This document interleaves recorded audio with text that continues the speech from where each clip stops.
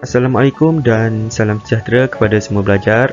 Hari ini kita akan meneruskan lagi pembelajaran sains komputer kita bab 2 tingkatan 4 iaitu pangkalan data. Topik pertama pangkalan data, hubungan. Subtopik kedua iaitu model-model pangkalan data. Okey, kita teruskan lagi pembelajaran kita hari ini iaitu dengan model-model pangkalan data. Sistem pangkalan data menggunakan model pangkalan data tertentu sebagai strukturnya.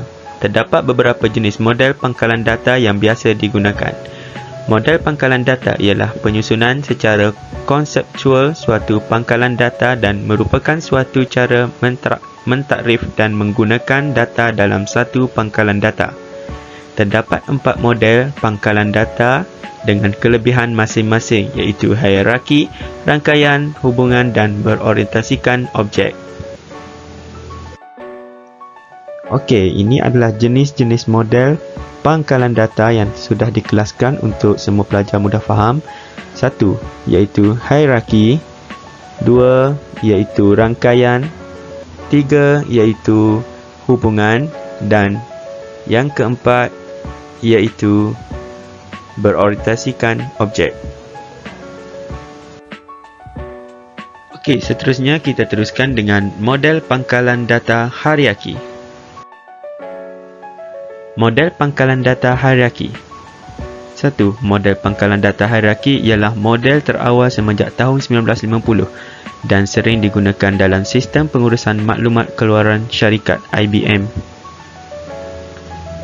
Yang kedua pula, model ini sesuai digunakan sekiranya suatu entiti mempunyai hubungan satu induk dengan satu atau lebih entiti anak. Yang ketiga, model ini tidak menyokong hubungan banyak entiti induk kepada banyak entiti anak. Mungkin disebabkan itu, model ini tidak banyak digunakan. Okey, kita teruskan lagi dengan gambar rajah model pangkalan data hierarki. Model pangkalan data hierarki iaitu terbagi pada aliran akademik dan di bawah aliran akademik terbagi pula kepada 2 iaitu sains dan sastera. Di bawah bahagian sains terbagi kepada 3 iaitu fizik, kimia dan biologi. Di bawah bahagian sastera pula terbahagi juga kepada 3 iaitu sains panduan, perakaunan dan juga perdagangan. Supaya pelajar lebih faham, rajah dan juga contoh model pangkalan data hierarki akan disertakan dalam slide ini. Katakan sebuah pangkalan data berasaskan model pangkalan data hierarki diperlukan untuk menyimpan rekod data entiti-entiti seperti sekolah, kelas, murid, guru dan subjek. Pertama sekali, takrifkan hubungan antara entiti-entiti tersebut melalui model hierarki. Model hierarki memberikan struktur untuk mengekod rekod data untuk setiap entiti. Perhatikan bahawa entiti sekolah ialah induk kepada entiti kelas manakala entiti kelas ialah anak kepada entiti sekolah.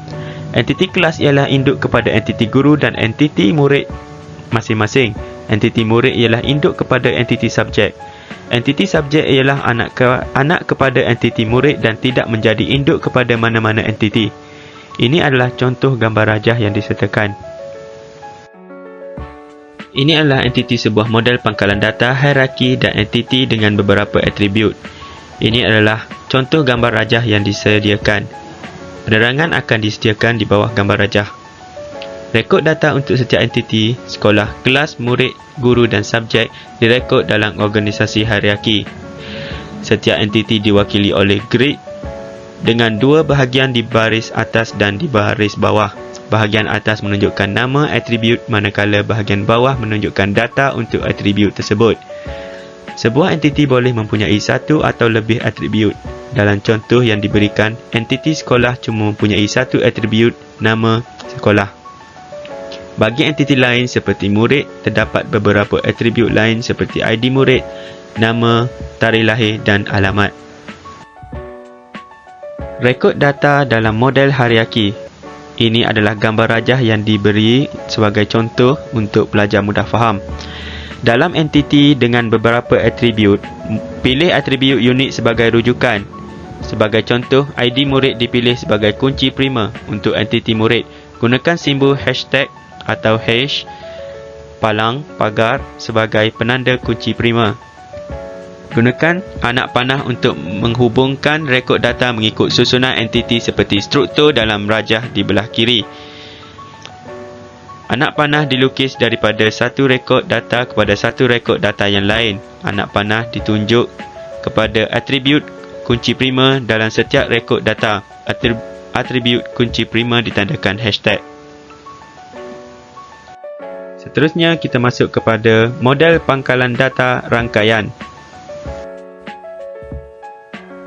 Model pangkalan data rangkaian. Model pangkalan data rangkaian terdiri daripada beberapa jenis rekod dan dihubungkan melalui penunjuk. Model ini dapat mengatasi beberapa ketidakbolehtentuan dalam model hierarki. Kembali kepada contoh daripada model hierarki. Ini adalah gambar rajah yang disediakan.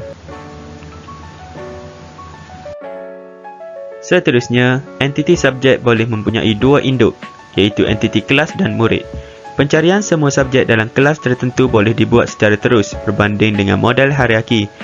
Hubungan murid dan subjek adalah hubungan banyak ke banyak, iaitu setiap murid mungkin mendaftar untuk banyak subjek dan setiap subjek mempunyai banyak murid. Pelajar boleh lihat ke arah rajah di sebelah kanan untuk mudah pelajar fahami.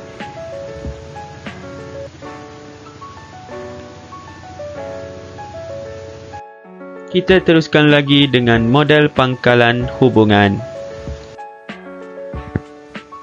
Model pangkalan hubungan. Ini adalah gambar rajah yang disertakan.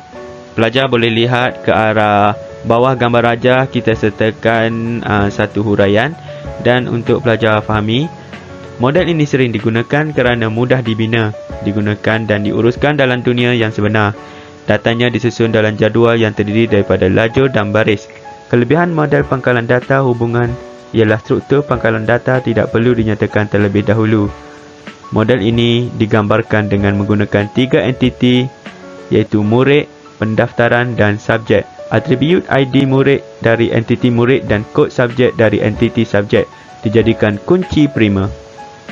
Kunci prima ini akan dihubungkan kepada kunci asing atribut ID murid dan kod subjek di dalam entiti pendaftaran.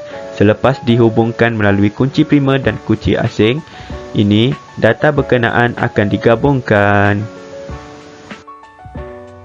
Model pangkalan data berorientasikan objek.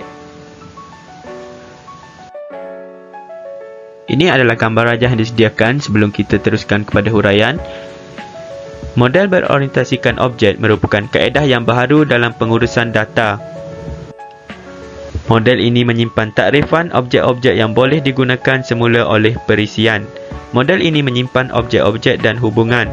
Model ini mempunyai ciri yang sama dengan model rangkaian, iaitu dapat mewakilkan data untuk hubungan banyak ke banyak. Rajah di kiri menggambarkan konsep orientasi objek bagi kelas pensyarah yang mempunyai atribut dan kaedah tersendiri. A. Kelas menggambarkan keadaan entiti objek sebenar. B pula atribut, data yang mewakili sifat-sifat objek tersebut. C pula kaedah, menjelaskan kelakuan bagi objek dan juga dikenal sebagai prosedur atau fungsi. Setelah menjelaskan dan menerangkan beberapa topik dan tajuk-tajuk dalam subtopik ini, akhir sekali rumusan. Saya harap pembelajaran hari ini dapat memberi pelbagai faedah dan juga banyak pengetahuan tentang model-model pangkalan data yang dipelajari dalam tajuk ini. Jadi, ulang kaji pelajaran amatlah penting untuk membuatkan kita lebih ingat dan mudah memahami sesuatu yang dipelajari. Harapan cikgu supaya semua murid dapat menguasai topik yang dipelajari hari ini. Sekian, terima kasih. Jangan lupa untuk next video. Bye-bye.